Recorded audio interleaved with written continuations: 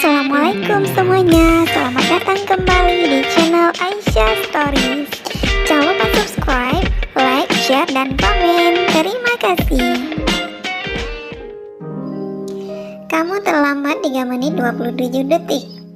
Candaan Dion menyambutku di halaman rumah bergaya minimalis ini. Sorry, jalanannya macet banget. Jika saja aku kaya, bisa saja aku menyewa helikopter supaya bisa sampai tepat waktu ke sini. Sayangnya ya, keadaannya kayak gini. Dion tergelak, aku pun sama. Tapi tetap saja, Gavin dan semua tentangnya masih belum beranjak dari pikiranku. Galuh, sebenarnya apa tujuan wanita itu mendekati pria yang beristri? Pusing, aku benar-benar pusing. Maksudnya? Tanyaku kebingungan. Seolah aku baru saja mendengar Dion bicara. Pria itu mengernyit. Bukankah barusan kamu mengatakan sesuatu? Aku? Dion nyaris menyentuh keningku jika saja aku tidak mundur selangkah ke belakang. Pria itu lantas tersenyum, memamerkan giginya yang putih bersih. Aku hanya ingin mengecek. Barangkali kamu sedang demam parah. Itu sebabnya kamu berhalusinasi. Aku terkekeh saat Dion bilang ia tidak mengatakan apapun. Lantas kami masuk ke rumah yang tidak ku ketahui ini rumah siapa. Dion belum memberitahuku dari tadi. Dari ruang tamu, seorang wanita tua menyambut kedatangan kami dengan sangat ramah. Senyum itu merekah. Dia menatap Dion dengan penuh kasih sayang.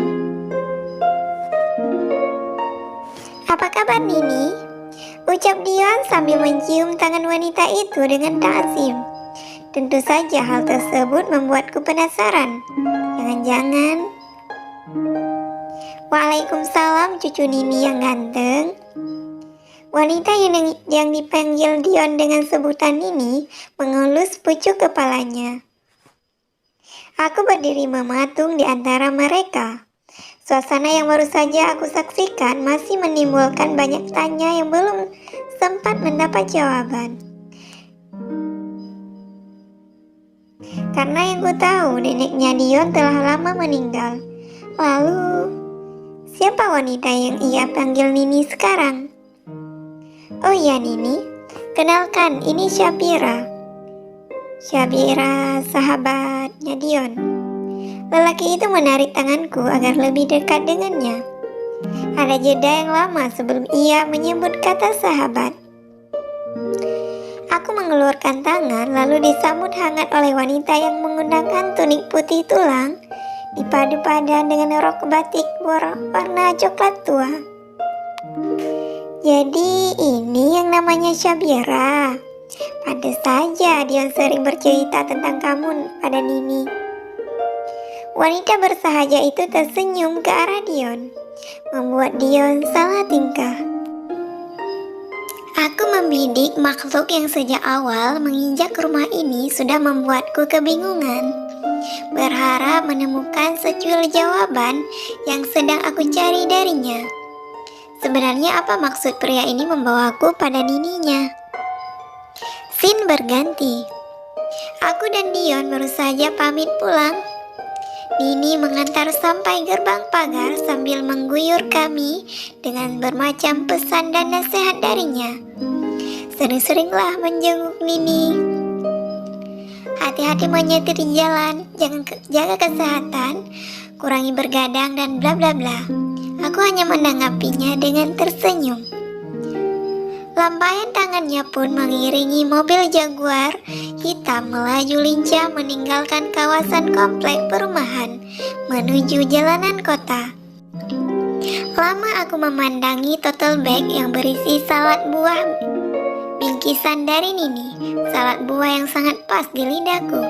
Jika saja tidak terkendala dan waktu, aku pasti sudah belajar banyak darinya. Nini bukanlah wanita yang mudah terkesan pada orang lain, apalagi orang tersebut baru ia kenal. Tapi sebenarnya kalian sudah terlihat dekat, bahkan pada pertemuan pertama. Ucap Dion tiba-tiba, tatapannya masih fokus ke depan. Ia terlihat menghela nafas. Oh, jawabku singkat. Lagi pula apalagi yang bisa aku katakan. Meski ragaku di sampingnya, tapi pikiranku tetap Gavin. Tetap pada semua ucapan mama tadi pagi. Dian berpaling menatapku. Sepersekian detik sepasang mata netra kami saling beradu pandang. Namun lelaki itu kembali menatap jalanan sebelum akhirnya ia melanjutkan pembicaraannya. Di siang menjelang sore ini, matahari terlihat bersinar dengan lantang. Jika bukan karena ada pendingin di dalam mobil mewah ini, kami berdua pasti sedang bermandi keringat sekarang. Dia wanita yang paling aku sayangi di dunia ini, setelah kedua orang tuaku dan ibu dari anak-anakku kelak. Tepat di ucapan ibu dari anak-anakku kelak, pandangannya tertuju kembali ke wajahku sambil menyunggingkan senyum. Suasana mendadak canggung. Scene berganti. Waktu sudah menunjuki pukul 7.45, namun Gavin belum juga kembali. Berkali-kali aku sudah berpindah tempat, menunggu kepulangannya bersama penampilan terbaikku. Bukankah dia bilang malam ini kami akan makan malam di luar? Lalu kemana pria yang sudah berjanji itu? Dari kamar, aku menuju ruang tamu, menuju teras rumah, balik lagi ke ruang tamu, kembali lagi memasuki kamar. Entah sudah keberapa kali aku sudah berpindah tempat, namun ia belum juga datang. Aku menghela nafas, mencoba menetralkan detak jantung dan aliran darah guna mengusir pikiran negatif dan kegundahan. Meski tidak sepenuhnya berhasil karena perasaanku tetap juga tidak nyaman. Hingga akhirnya aku putuskan untuk menghubunginya. Ayolah beruang kutub, angkatlah. Tolong angkat. Kau sendiri yang berjanji tadi siang. Aku memejam mata sambil menunggu panggilan ini tersambung. Suara kegaduhan bersamaan terbukanya pintu utama membuat hatiku bahagia. Lekas aku simpan kembali ponsel ke dalam tas tangan. Layaknya perasaan istri yang sedang menyambut kehadiran belahan jiwanya pulang, hatiku berbunga-bunga. Aku bergegas menuju ruang depan, namun tak lupa memperbaiki penampilan dan riasan wajah. Setidaknya aku sudah siap jika Gavin langsung mengajakku keluar. Hatiku benar-benar telah jatuh di bawah kendalinya semenjak malam itu. Malam di mana kami menjadi suami istri pada umumnya. Meski malam-malam berikutnya ranjang kami kembali dingin. Langkahku terhenti bersamaan dengan kemunculan Gavin dan wanita itu. Galuh bergelayut manja di lengannya. Meski Gavin segera menepis, namun aku pikir itu tidak ada artinya lagi. Hatiku sudah terlanjur retak karenanya, lagi dan lagi. Tak jauh dari keberadaan mereka, Mama menyunggingkan senyum sinis begitu melihatku. Seolah ia sedang merayakan kemenangannya setelah mengalahkanku, si istri kontrak anaknya. Senyum getirku terbit. Gavin menatap dalam diam. Sedikit lama kami beradu pandang sebelum akhirnya aku membuang muka. Gavin, bukankah kamu ingin memperlihatkan sesuatu pada Galuh? Ayo sayang, kasihan Galuh jika harus menunggu lama. Rasanya kurang sopan. Aku baru saja hendak menyusul Gavin sebelum akhirnya Mama mencengkram lenganku. Ia menatapku tak suka, seakan tak rela jika aku mengganggu anak dan calon menantu barunya itu. Tante harap kamu bisa mengendalikan diri, Syabira. Ucapnya sambil melepas genggamannya. Kini kedua tangannya menyilang di bawah dada. Gavin sudah cerita semuanya tadi. Rahasia di balik hubungan kalian yang selama ini kamu tutup-tutupi. Saya sungguh tidak menyangka. Maksud Mama? Sudahlah, tidak perlu berlakon lagi. Aku ini mamanya Gavin, wanita yang telah melahirkan dan membesarkannya dengan penuh perjuangan. Ketika sudah besar, kau datang untuk memanfaatkannya. Ingin mengambil keuntungan? Jangan harap. Netraku mendadak panas.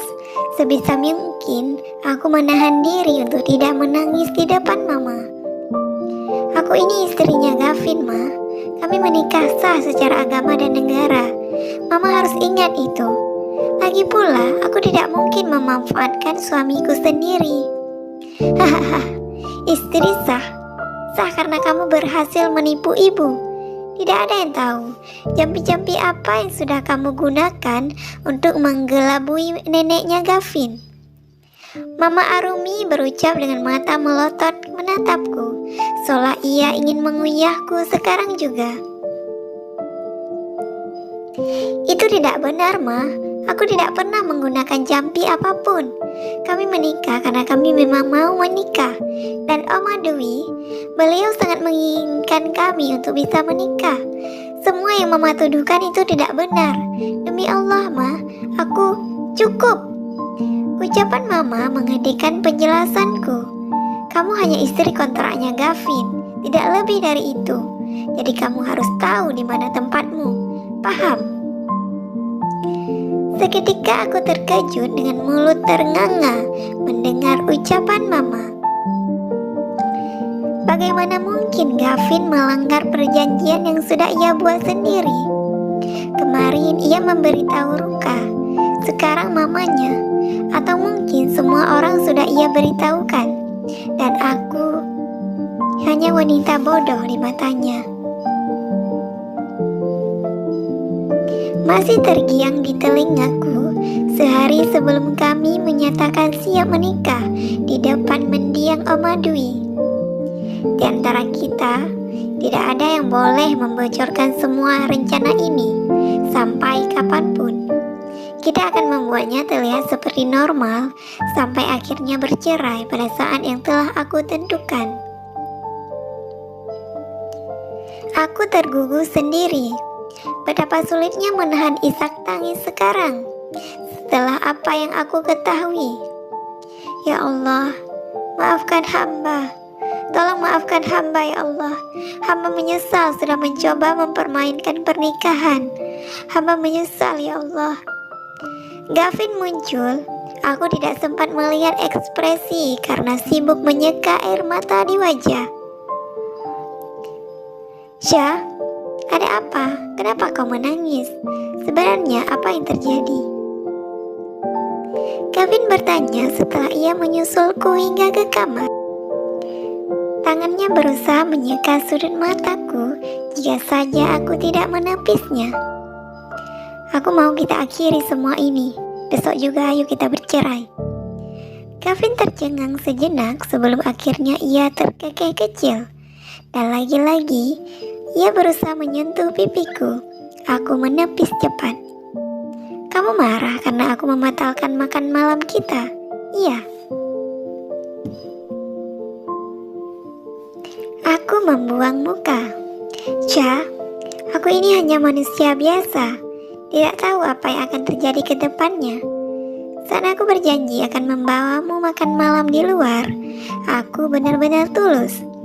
Tapi siapa yang tahu Greenfoot mengutus Galuh ke kantor untuk melakukan rapat lanjutan. Aku tidak bisa menolak, karena ini bukan hanya tentang kerjasama kedua perusahaan, tapi juga menyangkut hidup semua karyawan. Aku tersenyum sinis sehingga membuat Gavin menghentikan penjelasannya. Kau masih berpikir untuk terus membodohiku? Iya. Syabira, kendalikan dirimu. Ini hanya masalah kecil. Jangan dibesar-besarkan, oke? Kalau kamu mau kita keluar sekarang, ayo kita pergi. Ayo, Aku akan membawamu ke restoran yang pasti akan kamu suka. Gavin menarikku bersamanya. Kau pikir aku marah karena janji makan malammu itu? Aku menyentak hingga terlepas dari tangannya. Kau salah besar. Sampai jumpa di episode selanjutnya. Bagi kamu yang baru menemukan channel ini, jangan lupa beri dukungannya dengan